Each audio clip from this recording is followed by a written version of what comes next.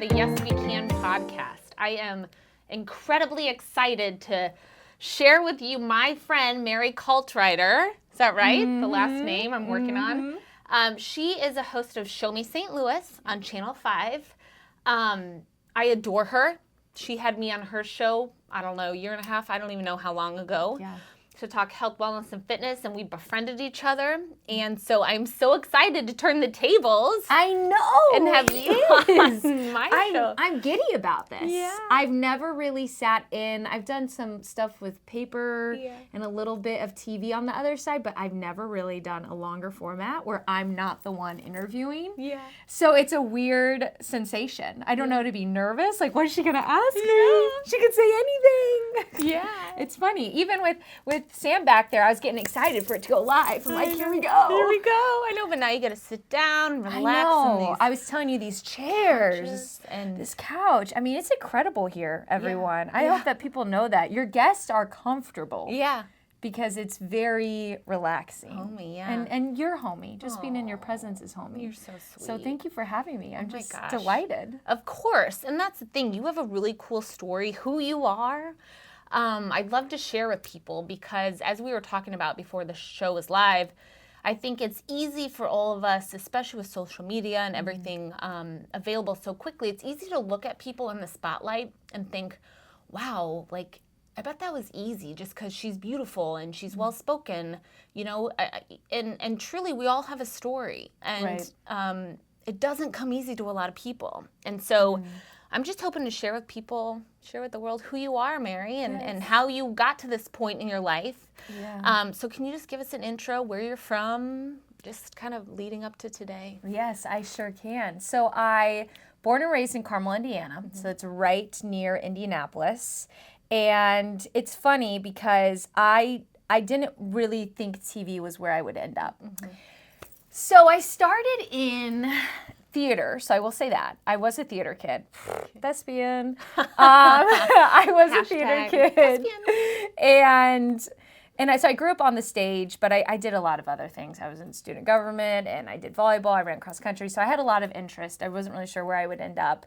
But I do remember in 8th grade, I did the morning announcements. And in high school, we had CHTV, and I had a segment called Hollywood Hounds, and it was entertainment reporting. I love it. So it's funny to see looking back that this really makes sense that I ended up where I did. Yeah. But I ended up going to Purdue University.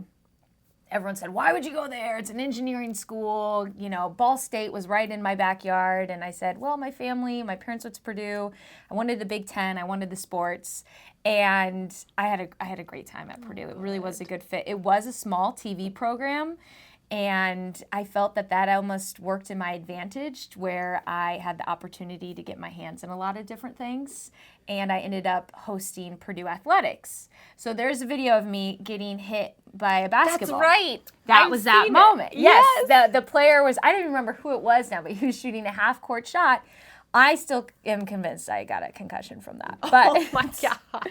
But I learned a lot from that role. And then I failed to say this, but in high school I hosted baseball games for the AAA minor league team, the Indianapolis Indians. So both of those things were pointing me into where I am, but still I vividly remember in college saying to my mom, I do not want to be a news anchor.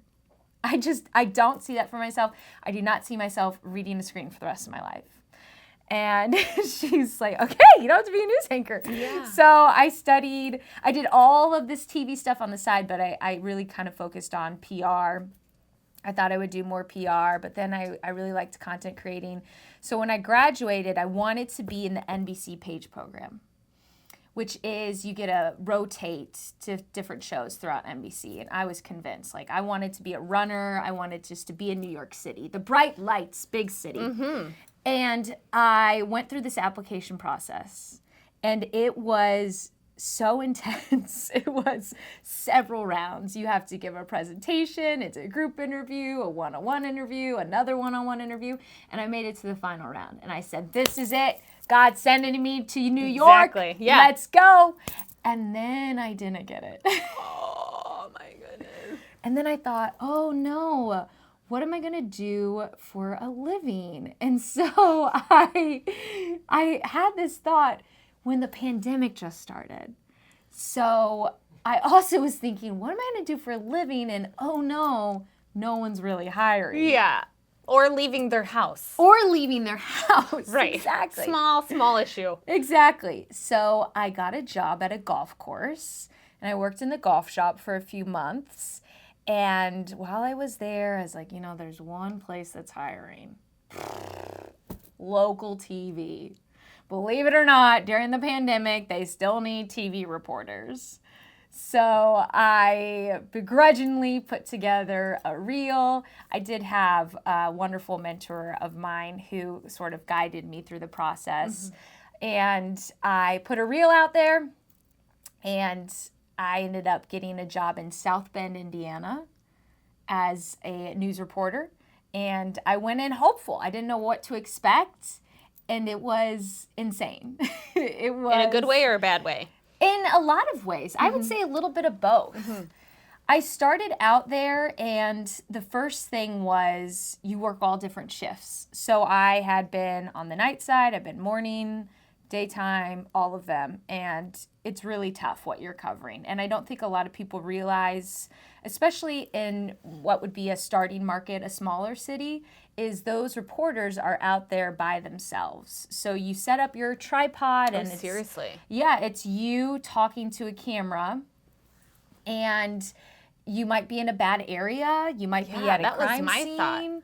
It's dark. It was I had times when it was 11:30. I'm like, has my mom on speakerphone? Like, what is my mom gonna do? Like, drive to Mary. South Bend? Seriously? It was a lot. There was just a lot of anxiety there. Of course. It was really nerve-wracking. It could be very isolating at times.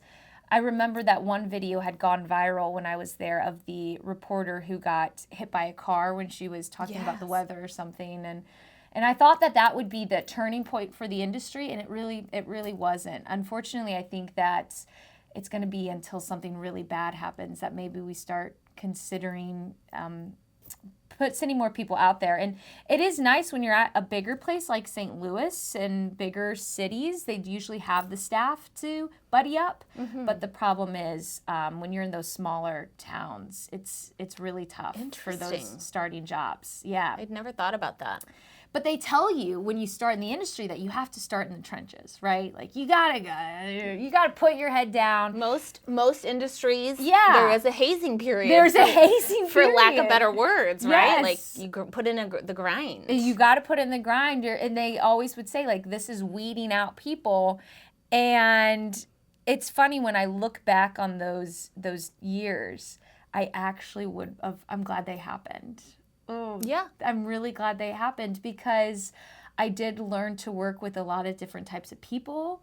I learned how to advocate for myself, say, I don't feel safe in this area. Yeah, amen. I can't go live right now. I learned the importance of my mental health because it was really tough out there. And it was a huge learning year. I think those years probably shaped me more so than any other years. And what was funny, Kira, with all of that being said, I still didn't want to be a news anchor. I still was like, this is fun, but this isn't for me. I had a good job by the end of it. I should say that. I really put my head down. I did the gunshots and all of that.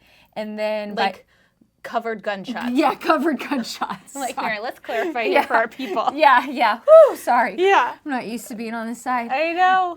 So I went through the ringer in that way. But then by the end of it, I actually had a food series where I spotlighted all these local restaurants. I had a road trip series.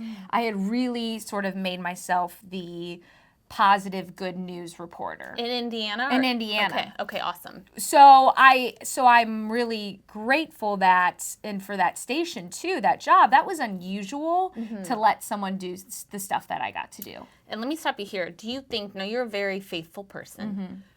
Do you look back and think God orchestrated all of that? Oh, for sure. Like God winks, yes.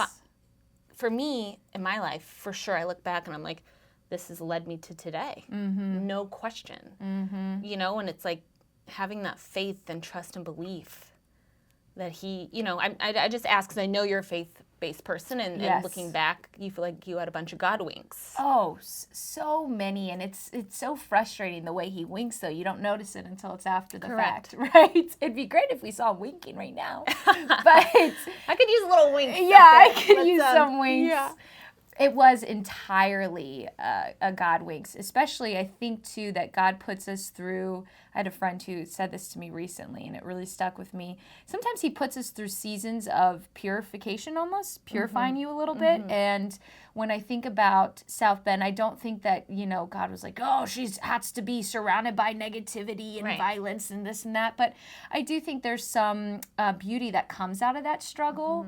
And so putting me there, isolated and alone, trying to figure it out, it really made me stronger. Absolutely. And it really made me who I was. So I'm so glad it happened. I'm so glad that I went there. How long were you there? So I was there for almost 2 years. 2 years, so 21, or I started in 2020. 2020 and 2021. Yes. And then I left in 2022. I can't wait to talk more about this. But can you let people know, how old were you? So let's see. I went there. I graduated in 2020, and then I went there in the fall of 2020. So how old are you when you graduate college? What was that? I mean, it was like 4 years ago. So I probably was 23 years old. And the reason I point this out, because like you, I started in the grind in my industry in my young 20s and was isolated and by myself. And I had to figure it out. And I was in Northern California in a rather nice area, so my situation was different, but I was in Detroit and downtown Omaha, Nebraska by myself sometimes too. But my point in highlighting that is for those of you watching and those of you in your 20s or coming out of college or not sure what you're going to do, you know, sometimes you have to take those jobs and you're working way over 40 hours a week. Way over. You're putting the grind in, you're trying to just figure out who you are, and that's okay. It is. It is okay. It really is, and I feel that sometimes it teaches you too also what you want to prioritize, right? So yeah, did I look back and the hours that I was working were ridiculous? Ridiculous. Same. I mean, was I putting so much effort into some of these stories? Yes, but man, did that make me so much sharper. And didn't you learn and so I much? learned so much. And you cannot put a price tag on No. real life experiences and being in challenging positions. Right. As long as you're safe, because that's number one. Yeah, safety is definitely number one. Yeah. But I applaud my parents. Work ethic was just a huge thing that they instilled in all of us. And so I do feel that it was, no matter where I was going to be and what I was going to do, I was going to give it my absolute best. I love that. And that comes from home. That comes from home. So this would be a good place. Let's talk about, what does your home life look like? Parents still married? Siblings? Like what, and has illness struck you guys, or is everybody healthy? Like what does Mary's home life look like? My roots. home life, I am so blessed for my home life. I really am. Yeah. I have to thank God every day for that one. My parents are still married. Amazing. They raised me where they said, I don't care if you want to be a doctor, an accountant on Broadway, a nun, whatever it is, because at one time I did want to be a nun on Broadway. It's an option. But yes, whatever it was. A nun on Broadway. On Broadway. Of course. Yeah. Right. It was no matter what, your faith comes first. Yes. So I grew up in a very Catholic household. It was very much that is going to be the priority, and that at the end of the day, my mom always said, like, just do your best, God will take care of the rest. And I love that. I still think about that all the time, the simplicity of that phrase.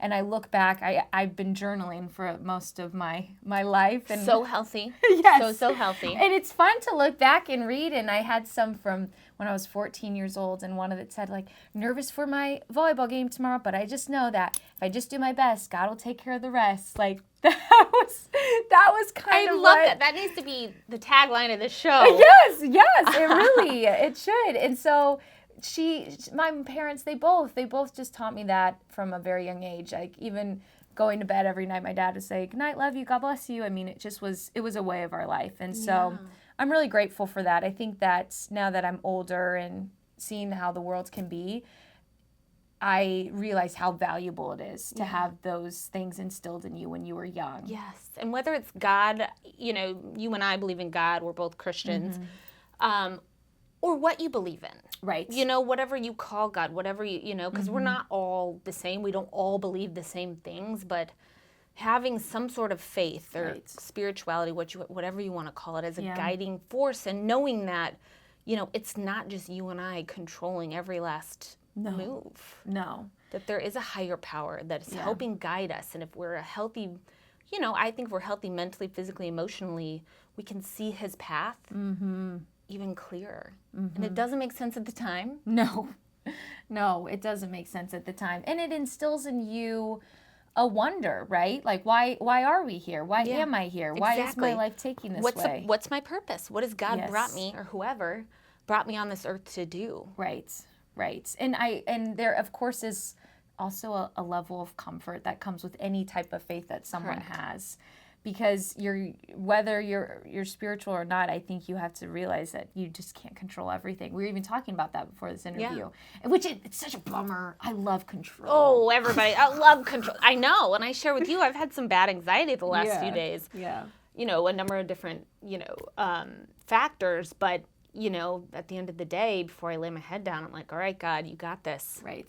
You know, take this anxiety away so that I can, you know, function. And sometimes I'm like, why am I anxious? Why am I anxious? Everything's going great.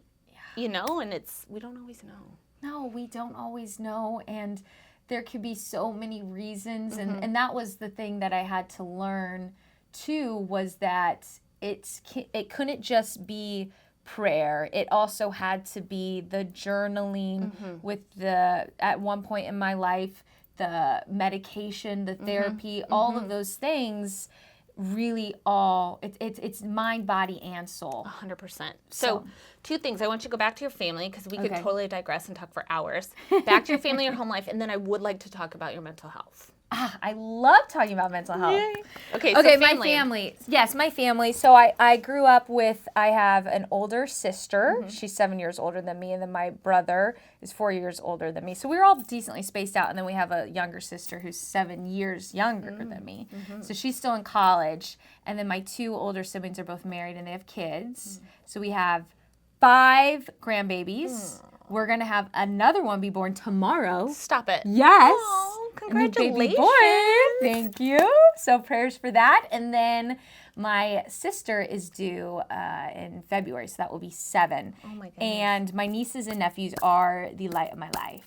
I did grow up in a very close family. We were very far apart in ages, but we're very close. And there's something that I notice about my family now in my adulthood, is that we also were the type of family that we were very upfront with each other. So it was, you kind of just say how you feel, and to maybe it's troubling extent sometimes, but it's nice even now. Like I'm always going to know their opinions, but I value their opinions because they've always kept me incredibly grounded. And the only one that couldn't take the heat in the kitchen was my dad. Surprise, surprise. No offense, gentlemen. No offense, Sam. Where it's like, we're just joking with you. And it's tough because he's so easy to pick on. You know? He's got so many things. And it's just like, oh, man. But no, it was great. And my mom, I mean, she's been a volleyball coach for decades now. And she coached me. She coached all my sisters. She's still coaching. And so seeing her, too. She stayed at home to raise us, but she was always coaching. She was always involved. Yeah. So I still saw that she had this independence to her, and I was definitely raised in a household where it wasn't about like, oh, well, you just gotta, get married and be off. Like, no, you have to be able to advocate for yourself. You have to be able to support yourself. And then, of course, now she prays a decade of the rosary every day for my future husband. So it's like, we're hoping that we're gonna get there. But she did teach me how to be a confident woman, which I'm really grateful for too. Yeah, absolutely. That's amazing. Yeah, it's good. It's I love good. Your little family. It's a cute little family. I hope that I could be half of the mom that she was to me. I really do. And then I mean that. And it's just she's a very special woman, and she's almost it's almost crazy how worry-free she is. I love it. If I'm being I honest. need to meet your mom. Have I met her? No, you haven't. I would know you if I need met to her. meet her. I want to meet her. Because we need to, like, we're talking about our anxiety. It's like, I don't even know if she's felt anxiety. Even knows what that means. Yeah. She's just so alive with confidence in the Lord, which is really neat. I love that. So goals. Hashtag goals. Yeah. So this is a great segue into, I came from a divorced family, and everyone tried their best. I love my family. But you come from a home that's still intact, right? And let's talk about your mental health journey, and that it's not always sunshine and rainbows. Right. Even if you have the world going for you. Right. So can we talk about that a little bit? Of course. So let's see. Honestly, when I look back on my mental health journey, it did start a little bit in high school. I remember I was having like the worst stomach aches, and then they have to teach you that, oh, it's not that you're allergic to this, it's that you have anxiety, and the brain and the body and everything's connected. And I really, what I think happened is I was one of those kids that I was wired for perfection. And so, and I was so fortunate that I wasn't in a family that put that pressure on me. I was going to put it on myself, that I was going to be able to do this 1,000%. And I think that's my dad won't admit this, but that definitely probably comes from him, is this need to, I have to achieve this. I have to get to this top part. This is giving me anxiety because I feel it so deep in myself. Right. I'm like, ugh. Yeah, exactly. So when I went to college, that was the first time I sort of started to think about anxiety, and I had kind of talked about it a little bit with my doctor, and they're like, well, we could put you on like a low dose antidepressant, but I really wasn't going to actually trying to like help what was going on, if that makes sense. I think I just kind of accepted, like, well, everyone's anxious. Right. We're all anxious all the time. Yeah, same. It's fine. Join the club. Join the club. But then what happened was this lovely club that I was a part of, it did take a pretty dark turn when I was in South Bend. Because what happened was, for one thing, I was in a city by myself, which we mentioned can be hard. I was working a really tough sleep schedule. So I would actually split my sleep, where I would nap for 3 hours, and then I would wake up, and then I would go back to bed for 3 hours, and then I would go to work. And so it wasn't even a consecutive 6 to 8. It was really tough. And that'll mess with your sleep. Let's just put that right here. Right. I'm sorry, not your sleep, your anxiety, your mental health. Sleep is huge. So incredibly important. When clients come to me, I just met with a client today, that's one of the first things I look at. First is water intake. Right. Second is, what does your sleep look like? Yeah. Because if you're not getting solid sleep, everything else Yes. can, and a lot of times goes out the window. Because you can't, it slows everything down. Everything felt worse, right? It was this huge snowball effect. So I wasn't getting any sleep. I was covering stories where there was a drunk driver killed 2 college kids. I mean, I vividly remember that day. I mean, these are the things that I was putting on my heart, and I was soaking those in. And then on top of that, which I know I've talked to you a lot about alcohol, I was still trying to be a young 23-something. So I was going out on the weekends. I was trying to cope and have fun and make friends. And really what happened was, it was in the winter. That's the other thing, winter. I know, same. I know. Us anxious girlies do not like the winter. No thanks. No thanks. So it was in the winter when I thought to myself, like, man, this was no longer sadness. This was no longer worry. This was nothingness. This was that level when you just feel nothing. Numb. So I didn't really care about the job anymore. I didn't really care about the friends. I just felt like this emptiness that I had never experienced before.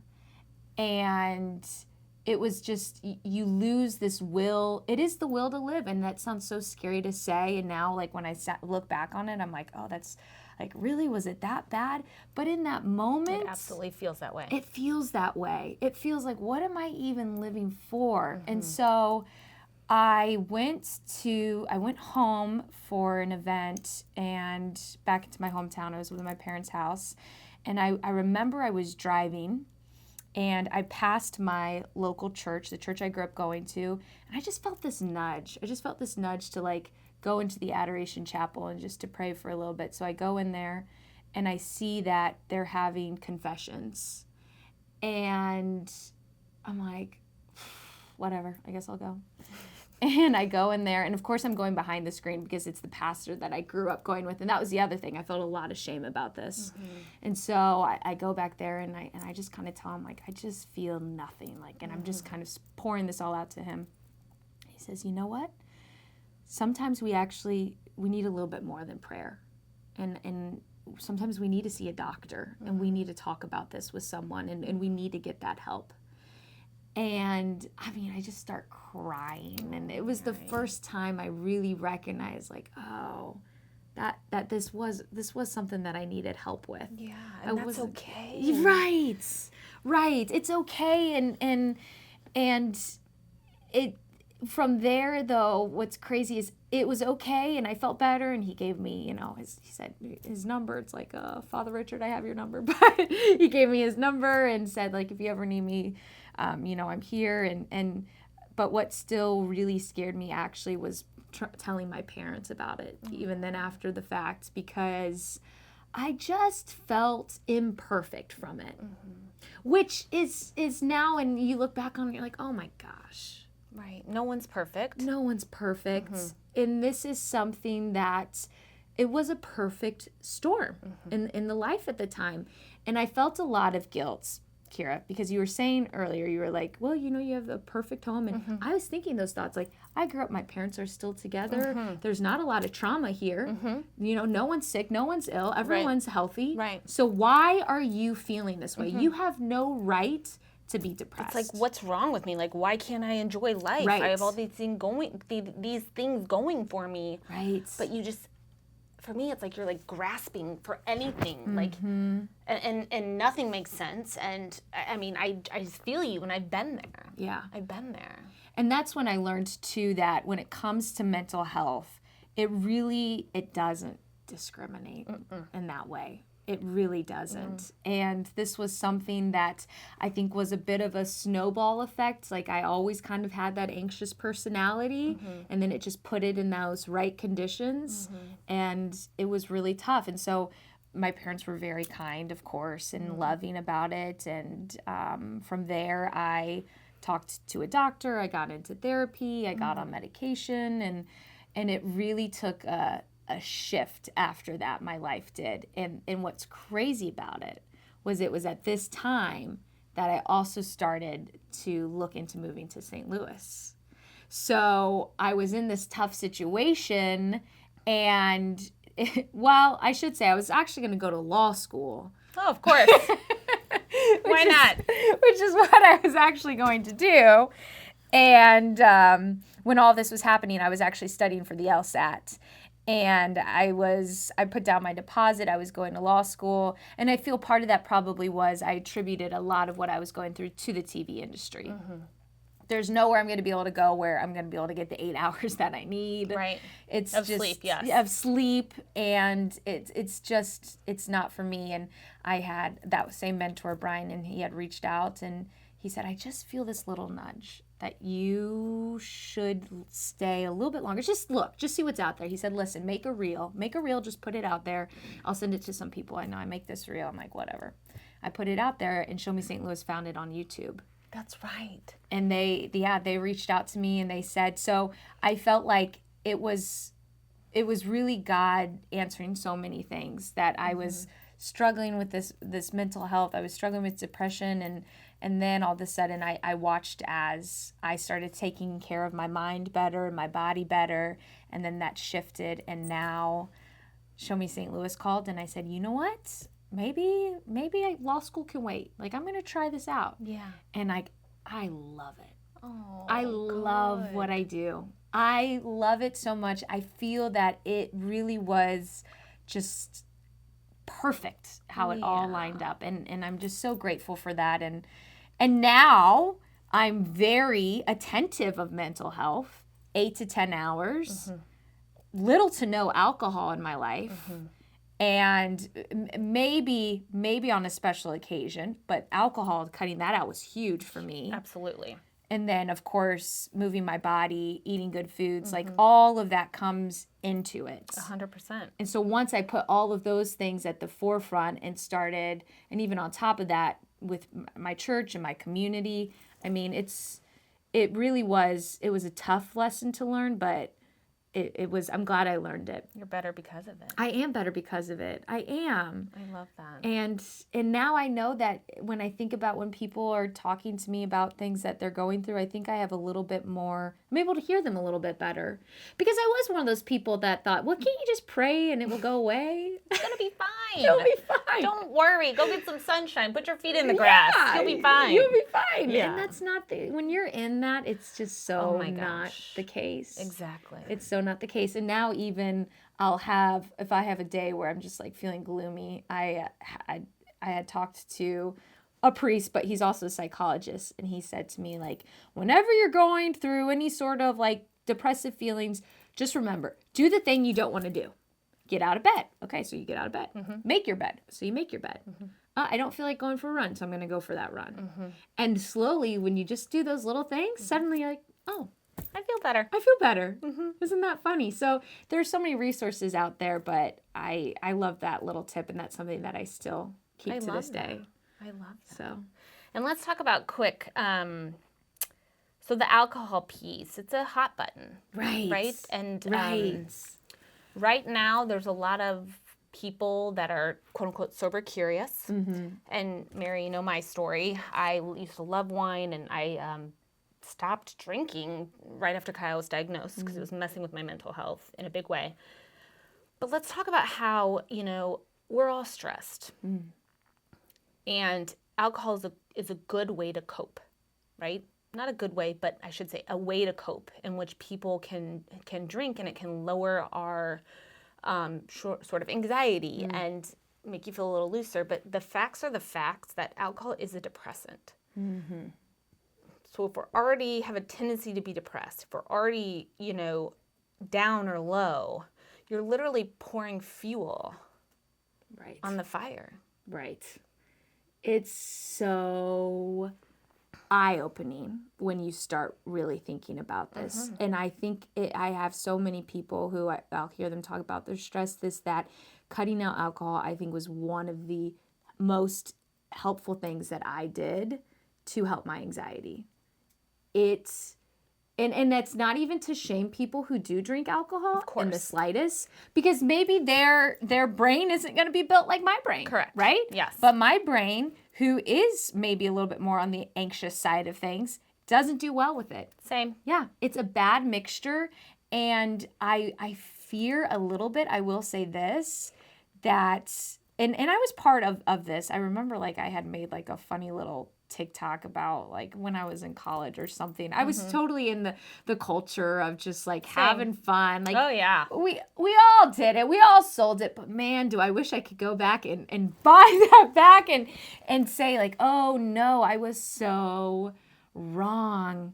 And it's worrisome actually how normalized it is. It worries me that it's so normalized in a sense that after you've had a long day, like, yes, like that's going to be what you go to. That's going to be what you reach. Or people that are in social settings and are uncomfortable, and like that's what they need to reach for, just because at the end of the day, what are we saying? And that's not to say all the time, like espresso martinis, they taste great. But but if we're being honest, most alcohol, in my opinion, doesn't taste great. Right. So it wasn't that hard to get rid of the taste. But when people are reaching for those things, we are taking ourselves out of reality. And then we have to ask ourselves, why are we so uncomfortable with reality?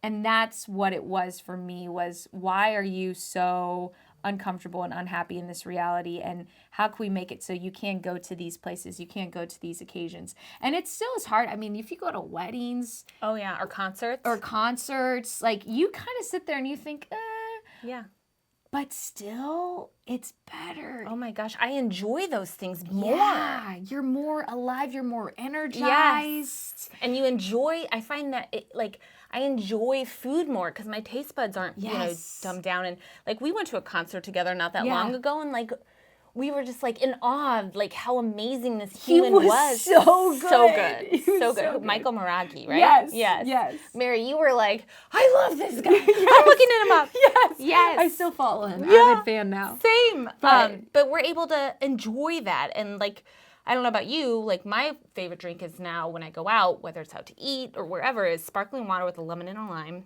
I asked them to put it in a wine goblet with ice. Oh. So festive, so great. Oh my goodness. And I mean, I haven't looked back, and I don't think you'll meet a lot of people who stop drinking that say, oh, I really wish I was drinking still. I really, ever. No. Right? No. And again, we're not shaming. We're just saying if you've thought about it, if you're interested in it, it's worth a shot, right? So we're curious. And I've had a lot of people say, like, I'm going to get there.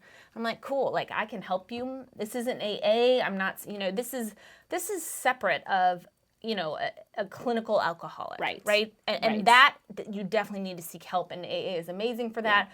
But people who just drink for drinking, for social reasons or what have you, if you're interested, it's amazing. You'll never turn back. You'll never turn back. And I am glad that you said that, that it is different than addiction. Yes. This is a separate thing, Yeah. but it does change your life in a really positive way. And even on the weekends, you wake up, you don't feel terrible. Exactly. I mean, it just is, and the anxiety, I can't so glad say you it mentioned enough. that. Yeah, it helps so much with all that anxiety. That anxiety you'd wake up the day after. Oh my gosh. You Sunday felt terrible. scaries. The Sunday scaries. My Sundays aren't scary anymore. No. And as you get older, just so you youngins know, as you get older, it affects you worse. So let's just put it out there. Hangovers are worse. Your anxiety lasts longer. Your depressive episodes last longer because it is a depressant. It is not helping your body naturally reach those levels of dopamine. It's masking them. So I'm just going to put that out there. I want to talk about one other thing and then I have my final two questions. Okay. Let's talk about your career. You are young, Mary. You're very mature. You have an amazing job. But real quick, talk about the difficulties of being young in this industry and getting to where you are. Can you just give us a little insight? Well, I really feel that when I think about getting to where I am, it was a lot of humbling, if you will. I definitely had. I remember I did like my first food story ever when I was at my first job, and I got a note that said, "No one cares what your thoughts were on the dish." Okay. Yeah, no one cares. It's like no one knows who you are, so we do not care what you think about this food. And I remember I'm like crying in the grocery parking lot, like, oh my gosh, this email. Yeah. And the irony was several months later, I got email that I was actually needing to give more opinion of things. So that's just how any job place works, right? Of course. Any workplace. So I would say that a lot of it is just having that tough skin, right? Being able to kind of take those comments and those jabs and expect them a little bit because you are young. Yep. You are new to this, and these people around you do know a lot and they have seen a lot. So it really was coming in with that humility, but also still having that professionalism to say, I know I can do this. So admitting when I need help, but also admitting when, okay, I'm going to take your feedback. Maybe I'm going to think about it, but I'm going to keep going forward with this. And so being in this role and being young has certainly had its moments of feeling like, oh, should I speak up about this? I'm young, like I know. But I have learned that it's not so much that, oh, you're young, we don't want to hear your thoughts, but it is coming at it with that humility that I'm still learning. And I feel, and I hope, honestly, that when I'm decades into my career, I'm still behaving that way. Yeah, I'm still having that humility. I think you will. And by the way, when you told me your age, shocked. Shocked. I mean, just your maturity and how you carry yourself and your professionalism. I mean, I think I'm a young, almost 40-year-old. But I remember just being like, like age is a number, and you carry yourself with confidence, and because you've been through what you've been through with your career, and I'm sure you've been shamed, and sometimes when younger people get positions over other people, there's, you can catch a lot of slack. And I started my career really young as well. And, but, you just have to believe in yourself. Completely. And you have to focus on yourself in that way, right? You sort of just have to focus on, okay, what am I doing? What was I hired here to do? And how am I going to be the best at it? It's all, you have to block out those thoughts of, oh, she's too young for this. Why did she get this? Like, that's just all noise. Totally. Like, God, whoever you believe in, whatever reasons, the universe, for me it was God. God put me here. He gave me this opportunity, so I'm going to run with it.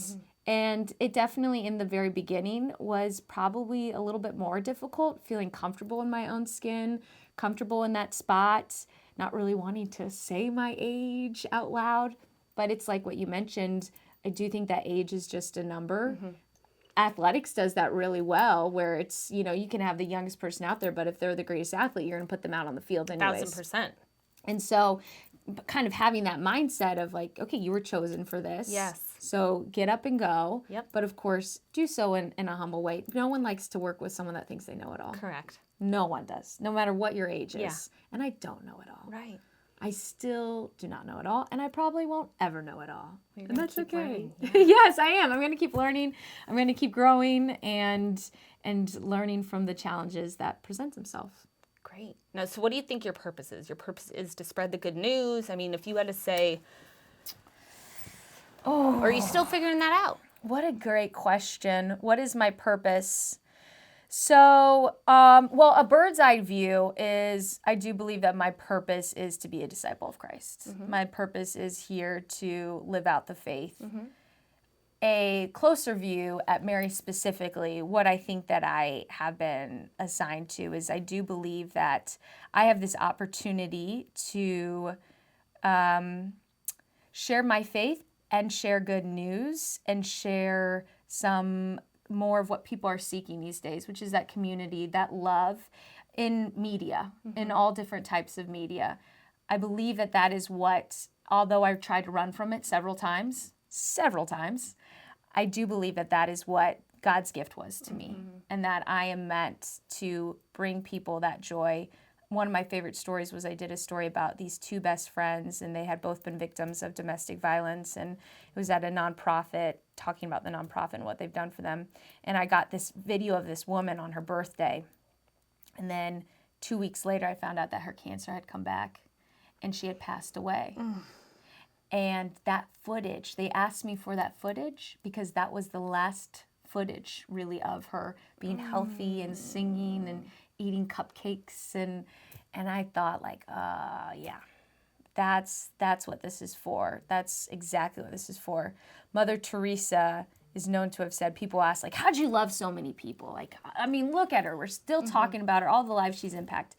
She'd say, well, first I loved this person, and then I loved this person, and then I loved this person. And that's how I sort of think about my life is like, well, I did this story, and then I did this story, and then I did this story. And so I hope that when I look back on it, I look up at those stories and those people, and at times maybe it didn't seem like a lot, or maybe I'm crying in my car over a director's comment, but that impacts those people. Absolutely. And that's what it's all about. And it's a ripple effect too. And you absolutely are utilizing God's gifts in many amazing ways. And I'm, lucky to be by your side and witnessing and watching it. And you've brought me in and included me in, which is amazing. Okay, final two questions. There's one thing that someone has told you in life that you carry to this day, which I think you already mentioned it. Yeah. One thing that you think about that has changed the way you view life, what would it be? I would say it's that comment that my mother gave me. Just do your best and God will take care of the rest.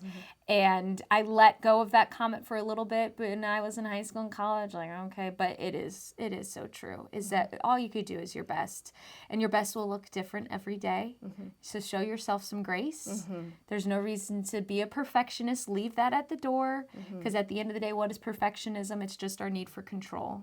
And that has been a big battle for me, is like, you don't need that control. Just do your best. God will take care of the rest. You know, when I was in the 6th grade, I ran the city cross-country championship. I didn't know that, but tell me more. And I was undefeated all of 6th grade. Yeah. And I was Toot. yeah, exactly. Speaking of humility, and so I was like totally set to win this. Yeah.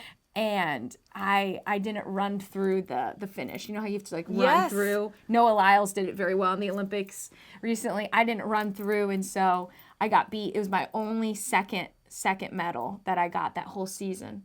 And I said to my mom, like, what was God trying to teach me here? I did my best. Oh, I will never forget that. And she said, sometimes we don't know what he's trying to teach us. But I still think about that story. So maybe I don't even know how I got into that. Oh, I did my best. And sometimes God takes care of the rest, but we don't understand why he's taking care Correct. of it that way. And sometimes it's not number 1. It's not the gold medal. Yeah.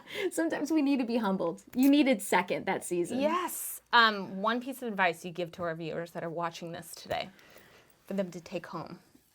You got to pick one thing. That's so hard. I mean, know. we talked about so many I things. know, but if you had one piece of advice, one thing to take away that you want them to remember, yes, what would it be? You know, this is going to be surprising as someone who works in media. But I'm gonna tell those people actually to put their phone down and look around.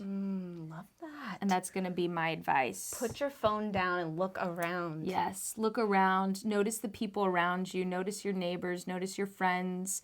People need each other. We need community. Connection, yes. We need connection.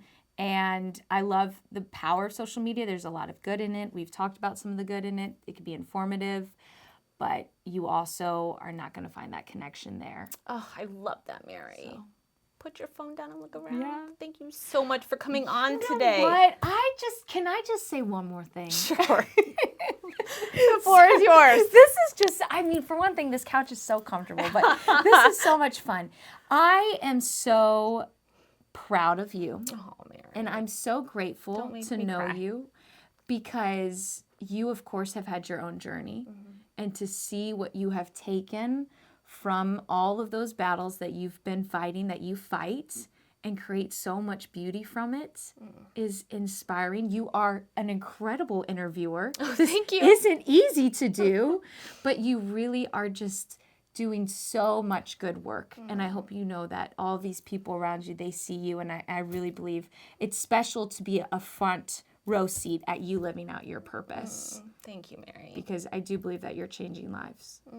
So, and I'm proud And of now you. I'm crying. I'm so proud of you. Thank you guys so much for listening. That wraps up for this episode of Yes, We Can. We've been live streaming on Facebook. This will be published next week. If you want to get a hold of Mary, what's the best way to get a hold of you? Oh, yeah, you can just slide in my DMs at Mary Caltrider, Caltrider TV. If you have any sort of news tips, story ideas, you could send those to mcaltrider@ksdk.com. Amazing. So contact her with any questions, comments, concerns. Thank you again for listening. We'll see you next week.